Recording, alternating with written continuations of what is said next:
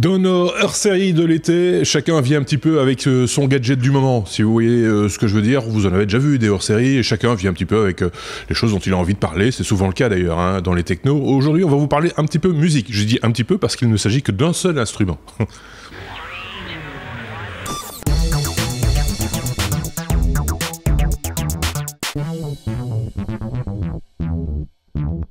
Et après le cow-boy, le vélo cow-boy, évidemment, il faut retourner un petit peu en arrière dans nos hors-séries pour comprendre.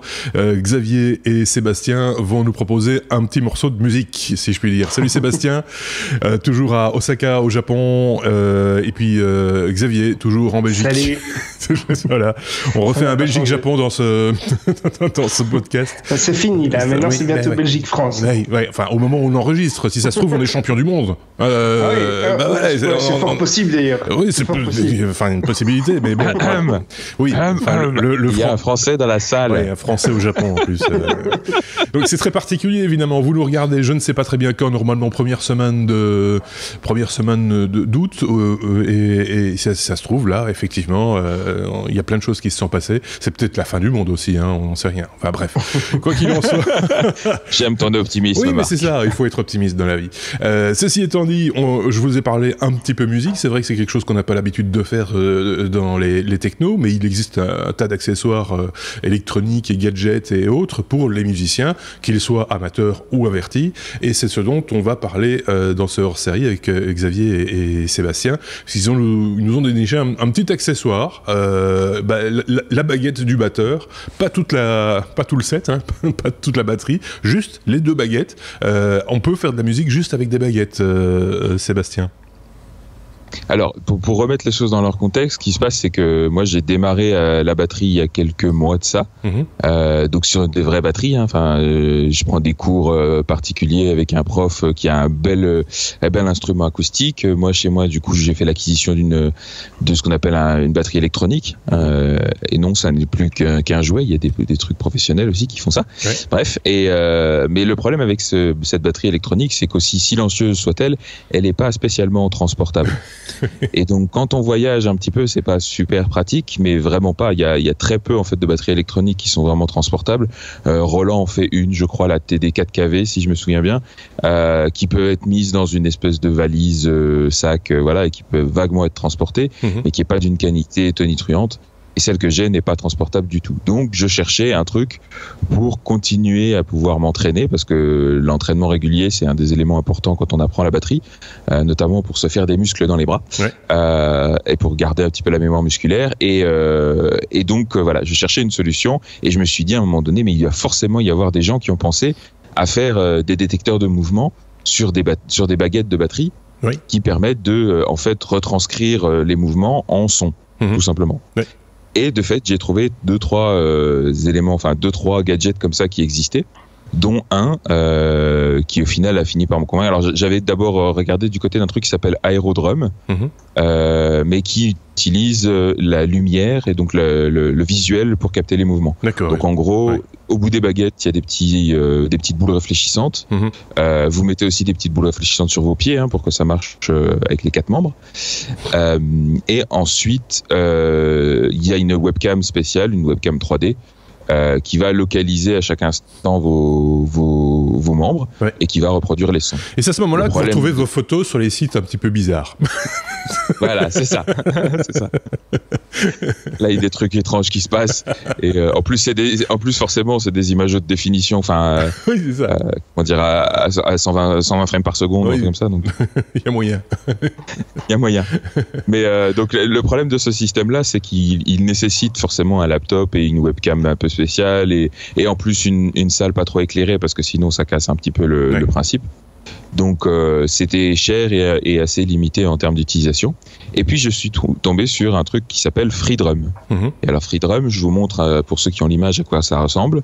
Voilà, c'est 2 baguettes de batterie, tout ce qui est plus classique. Je pense qu'elles sont un petit peu plus légères pour compenser le fait que dessus on peut mettre des petits capteurs qui sont en fait des accéléromètres assez évolués, qui sont Bluetooth aussi. Et qui donc peuvent se connecter à n'importe quel laptop. Alors je vais revenir là-dessus, mais en tout cas surtout qui sont faites pour se connecter à un iPhone, un iPad ou à un téléphone Android, de manière à pouvoir contrôler l'application qui va avec et donc à jouer de la batterie. D'accord. Ok. Ce qui est bien, c'est que ça s'utilise avec des batteries, des baguettes classiques. Donc ça, un batteur normalement il en a. C'est déjà un élément intéressant dans l'histoire. C'est pas 2 bouts de plastique. Parce que moi j'ai connu ça il y a 20 ans je pense. Tu parlais de Roland, mais je pense que c'était Roland ou Boss, une société qui était apparentée, qui avait sorti des baguettes comme ça, mais avec des fils au bout. qui devait se brancher sur un petit module, qui était un module MIDI, et qui était en fait, les baguettes étaient des triggers MIDI en fait, et quand on les agitait, ça faisait boum boum, c'était un synthé qui était à côté, qui faisait boum boum à la place des baguettes. C'était pas c'était pas très orthodoxe entre guillemets. De fait, c'est pas nouveau. J'ai trouvé les plus anciens exemples de ça que j'ai trouvé, c'était effectivement, comme tu dis, des batteries avec des baguettes avec des fils, etc. Ouais. C'est un système qui existe encore, qui est vendu par VBit. Et qui date de 2009. D'accord. Il y avait des choses plus anciennes que ça, mais c'était une époque dans la fin des années 90 où on essayait de reproduire avec de la synthèse des instruments connus. Moi, je me rappelle de Akai, par exemple, si je dis pas de bêtises, qui avait sorti un saxophone. Donc, c'était aussi un synthé, mais qui fonctionnait au vent. C'est-à-dire qu'il fallait souffler dedans pour produire un son qui ressemblait pas du tout à un saxophone, qui ressemblait à un son d'ordinateur, en fait. Mais ça a le mérite d'exister. Ça fait partie de l'archéologie musicale numérique, j'ai envie de dire ça comme ça. La galerie des monstres. La galerie des monstres, voilà, qui n'ont pas duré, et c'est peut-être heureux.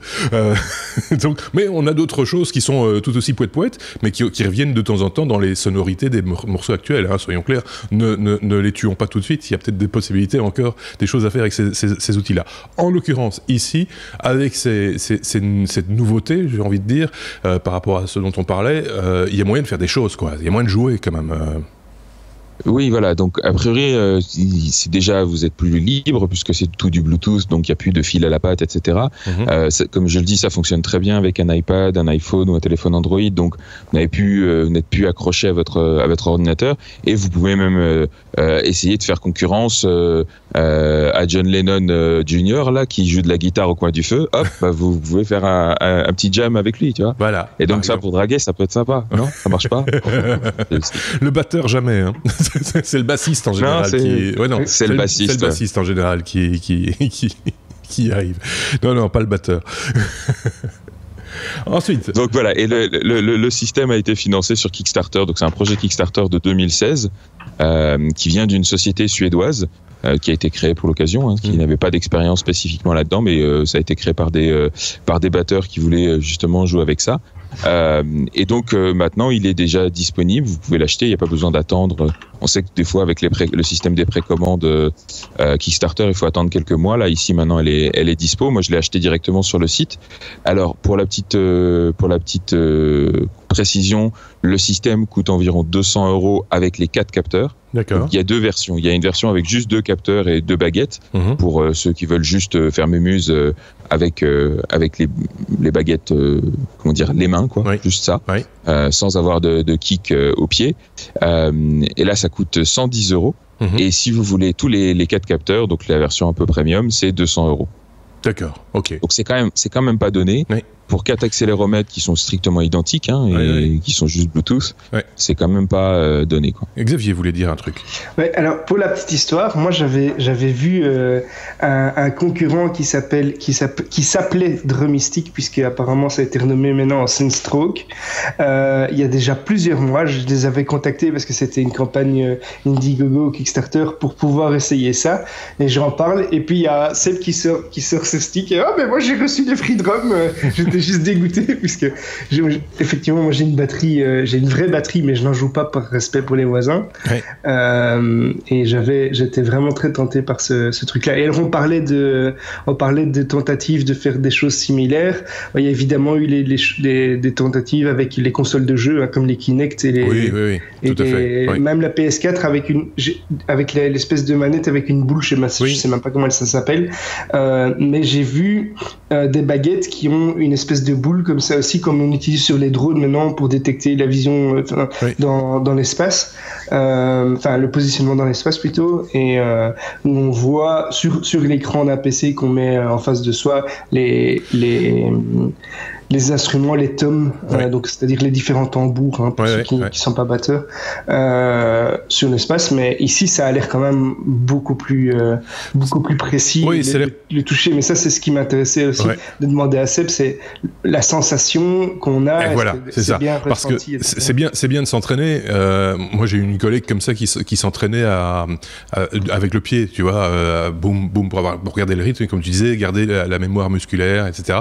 Et donc, qui agitait son pied sous le bureau pendant toute la journée, mais elle avait un petit practice, une petite fausse pédale avec un morceau de caoutchouc pour garder la sensation du choc entre guillemets, parce que taper du pied tout le monde sait faire.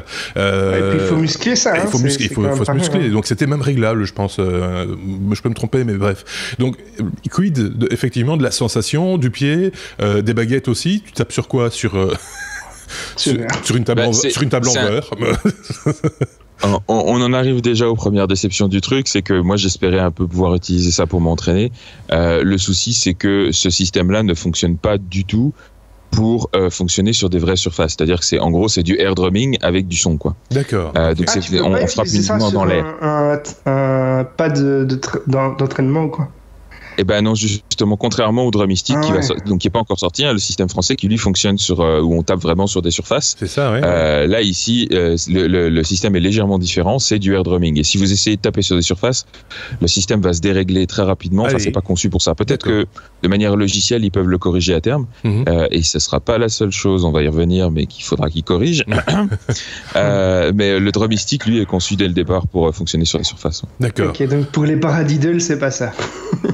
Non, clairement, et même au niveau précision, enfin au niveau vitesse, quand je fais des choses là on va venir sur des termes musicaux, mais en gros vous avez dans une mesure de 4 temps vous avez 8 demi-temps, vous avez 16 quarts de temps, et ben jusqu'au demi-temps ça va. Dès que je passe en quart de temps, la machine elle suit pas, donc donc les paradiddles ça va vite être compliqué.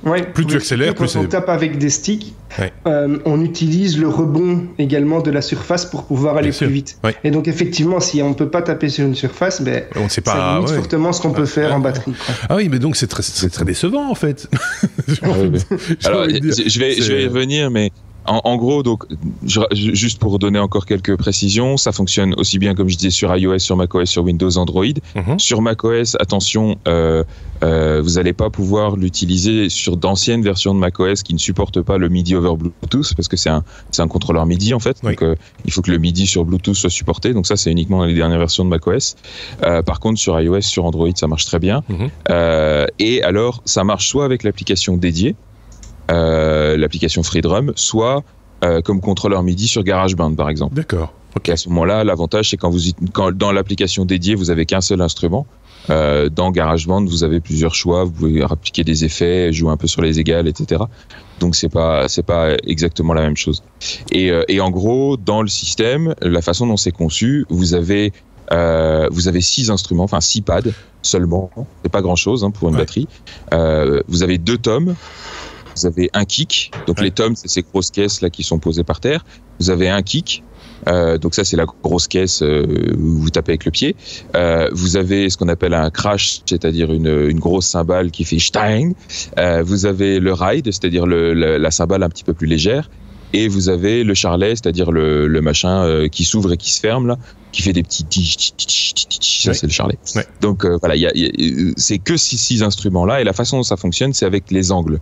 Donc c'est pas comme d'autres systèmes qui vous montrent, qui vous modélisent un kit en 3D. C'est si vous tapez juste devant vous mais vers le bas, vous êtes sur le snare, donc sur la caisse claire. Si vous tapez juste devant vous mais vers le haut, vous êtes sur le premier tome. Si vous tapez légèrement à droite vers le bas, vous êtes sur le deuxième tome. Légèrement à droite mais vers le haut, vous êtes sur le ride, donc sur la cymbale. À gauche, vous avez le charlet en bas et le crash en haut. D'accord. Et c'est tout. Et donc il faut pas se tromper sur les angles, c'est un peu contre-intuitif au début, mais c'est comme ça que ça se joue. Et donc il faut être assez précis dans les mouvements qu'on fait parce que, en gros, la façon dont le kit est conçu, les éléments sont assez proches les uns des autres et donc c'est facile de se planter et donc voilà, ça demande un petit peu d'entraînement pour rentrer dedans, quoi. Pendant que Xavier nous montre les différentes illustrations, hein, on vous mettra le lien évidemment vers le site de Freedrum, on constate que en fait, j'ai presque envie de dire que c'est un nouvel instrument, c'est basé sur l'image qu'on se fait de la batterie avec des sons de batterie probablement ou des sons, là on peut n'importe quel son numérique en fait, hein, derrière, mais on a fait un nouvel instrument transportable qui fait ce que pourrait faire la batterie, c'est un peu ça, non ? C'est un contrôleur MIDI, donc il faut le voir comme un contrôleur MIDI, comme il existe par exemple, vous avez des gens qui font de la recherche sur les contrôleurs MIDI corporels, donc qui se mettent des capteurs, des accéléromètres un petit peu partout sur le corps et sur la tête, et puis qui dansent, et en dansant ça fait de la musique. C'est un petit peu plus dans la même idée. C'est ça. Alors effectivement on se rapproche de ce que sont les mouvements d'un batteur, mais c'est pas non plus très fidèle. Ouais. Non, c'est pas de la batterie et honnêtement, au final, alors là on en arrive un petit peu sur l'expérience d'utilisation que j'en ai, c'est buggé à mort. C'est vraiment, c'est vraiment pas prêt. Au niveau logiciel, sorti trop tôt peut-être pour être parmi les premiers ou. Ouais. Alors, ils ont un site qui est bien fait. Ouais. Le matériel a l'air pas mal. Si ce n'est les petits, alors je vous remonte de nouveau les espèces de petits machins qui tiennent les accéléromètres sur les batteries, enfin sur les baguettes, et là vous le voyez pas mais j'en ai aussi au pied. C'est juste un petit élastique, quoi. D'accord. Donc sur les pieds par exemple, le capteur il a tendance à gigoter dedans, et donc quand vous tapez un petit peu trop fort sur le kick, et ben le machin il va rebondir et donc ça va faire 2 fois le son. C'est des trucs, des détails comme ça, mais ça a été assez mal conçu sur certains points. Et alors surtout c'est au niveau du logiciel, c'est absolument pourri. Le système de captation il est censé être intelligent, mais il arrête pas de se dérégler toutes les 2 minutes. Il y a beaucoup, quand on va voir les forums sur le site de Freedrum, les gens sont pas contents du tout, parce que ça rage sur plein de trucs. En plus, Oui, en plus, vu le prix. Et un truc tout simple, comme je disais, donc devant vous et vers le haut, vous êtes censé avoir un tome. Donc normalement, on doit pouvoir taper dessus avec les 2 baguettes. Il n'y en a qu'une des 2 qui marche. Ah oui, d'accord. Et on ne sait pas pourquoi. La deuxième, elle fait rien. Donc vous essayez de faire des roulements de tambour, ça marche pas. Donc il y a plein de petits trucs comme ça où il y a encore du boulot à faire. Alors la bonne nouvelle, c'est que l'essentiel du boulot, il est à faire au niveau logiciel. Donc il n'est pas impossible qu'il le règle. Maintenant, ça fait 1 an que le système est commercialisé et que on les voit beaucoup faire toutes les foires et tous les salons possibles et imaginables, hein, un petit peu comme nos amis de Slade Enjoy. Mais on voit rien venir. D'accord. Donc ils vont peut-être être vendus à une grande marque. C'est pas au hasard, un petit sous-traitant chinois. Sous-traitant chinois, oui. C'est peut-être pour ça que Drumistic, puisque après vérification, la société s'appelle Drumistic, mais le produit s'appelle Sunstroke, prend son temps pour finaliser le produit. Et aujourd'hui, il est toujours en précommande. Ah oui. Ouais, donc, effectivement, il y a vraiment du boulot et sur le papier, le concept est intéressant. Mais dans la pratique, là pour l'instant je suis un petit peu déçu, ils prennent un petit peu la poussière. J'attends avec impatience les prochaines mises à jour du logiciel où ils vont rajouter des instruments et où ils vont régler ces problèmes de réglage et de calibration systématique. Parce que là, en l'état, c'est pas vraiment utilisable, quoi. Donc, si je résume bien, ce hors-série de l'été de 10 gadgets que vous avez apprécié, c'est juste pas c'est juste pas vrai, c'est juste le contraire, ce coup-ci. Non, on peut être aussi déçu par un truc, et comme tu le disais, attendre un petit peu et dire, tiens, ça va se développer, ne jetons pas le bidule tout de suite. L'idée de base, les fondamentaux sont bons. C'est ça l'idée aussi. C'est ça. C'est ça. L'idée de base est bonne. Ça va être intéressant. Alors, je suis revenu sur mon idée d'utiliser ça pour m'entraîner. D'ailleurs, j'ai aussi un pad d'entraînement. Hein, pour ceux qui sont pas batteurs, c'est une espèce de surface en bois assez lourde avec un revêtement en caoutchouc qui permet juste de s'entraîner musculairement. Encore une fois. Donc ça, j'ai toujours et je continue à m'entraîner là-dessus. Et j'utilise pas les Freedrum pour ça. Par contre, encore une fois, quand ils auront fixé un petit peu le truc, pour jammer, pour faire un petit peu de bricolage ou accompagner les copains qui chantent ou qui font de la guitare, ça peut être sympa. Mais c'est plus de ce point de vue-là, comme tu disais, c'est plus à considérer comme un nouvel instrument que comme vraiment un kit de batterie à part entière, quoi. Oui, c'est ça. Ça remplacera pas la batterie, même électronique, et comme disait Xavier, le toucher, etc. C'est marrant parce que c'est un petit peu la version effectivement électronique de la batterie. Tel qu'on voyait avant le synthétiseur, la version synthétique du piano. C'est-à-dire, c'était pas le toucher du piano, c'était pas C'est la batterie de Jean-Michel Jarre. C'est un peu ça. C'est-à-dire que ça déclenche des sons qui vont très très bien derrière. Comme ça, par exemple. Je peux faire une petite démonstration en même temps, Seb, non? Alors, on va essayer d'allumer les trucs. Clac, clac. Donc le principe, c'est que vous les allumez, ils se connectent assez rapidement. Voilà. Alors pour pouvoir les calibrer, il faut mettre les baguettes devant soi à l'horizontale et appuyer sur le bouton. Comme ça, il sait où est censé se trouver la caisse claire. Ouais. Et donc maintenant, normalement, si je fais comme ça...